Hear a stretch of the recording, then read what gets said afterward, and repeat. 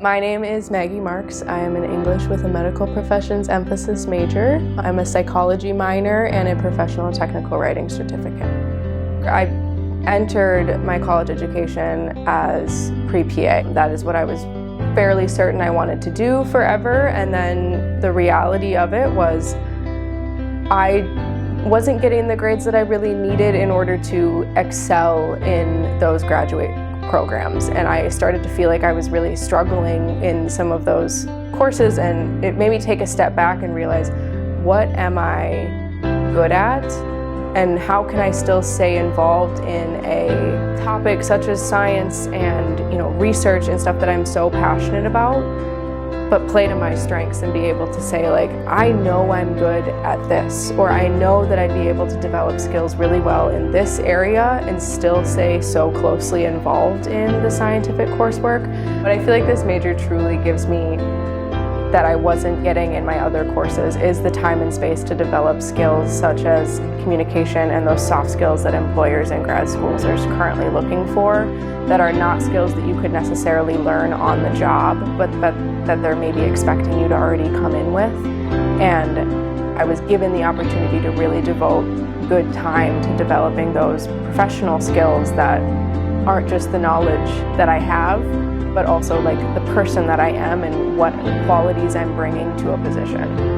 Writing in the Sciences is a class that I look to in the English for Medical Professions emphasis as one of the core pieces of my education. I took it early on in my college experience, and it was a really good way to dive straight in to what this major is all about. It gave me skills in not only writing about scientific terminology and in the stylistic ways that they expect, but also really helped me be able to read and decipher text. That is so helpful even in my science courses. I think that the medical professions emphasis major really hits on some of those skills that current employers and grad schools are really looking for. The requirements for some of those things are shifting to much more of a humanistic approach, and people care a lot more about what people think and feel, especially in the medical field, a lot more now when you talk about things like narrative medicine and treating the person, not the disease. And this major is a direct path to be able to say, I know exactly what that means. I know exactly what these people are looking for. I have the skills of communication. All those soft skills that employers are truly looking for are what I feel like is the most beneficial that's developed in a major like this that I wasn't getting from science courses exclusively. Employers and college educators who are looking for graduate programs are really asking questions more so these days, I believe, about what do you bring to the table in that aspect rather than what do you just know. Who are you as a person? How can you develop those humanistic qualities and be the person we want to hire? You can always learn more on the job. Now that I'm looking forward to applying in the near future to graduate programs, I'm looking through some of their described coursework, and some of the classes I feel like I've already taken, which is a really cool thing to be able to read some of those descriptions and say, I feel like I've already taken the prerequisite for this, directly. It's very much related, and so that's been cool to see and feel confident in that I would be successful in a graduate program because of this major.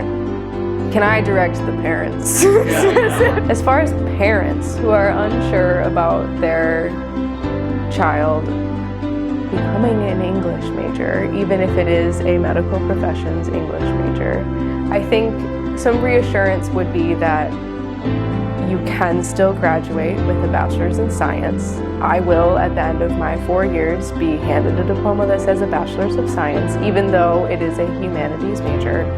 So don't panic about them doing something in the arts, but also I feel like regardless of all the scientific coursework that they are taking, these professional development skills aren't given all the time in courses like that, and to seek them out on your own is really difficult, but to be handed a pathway that so directly puts you into a really professional setting with your education is only going to help, not hinder them in any way.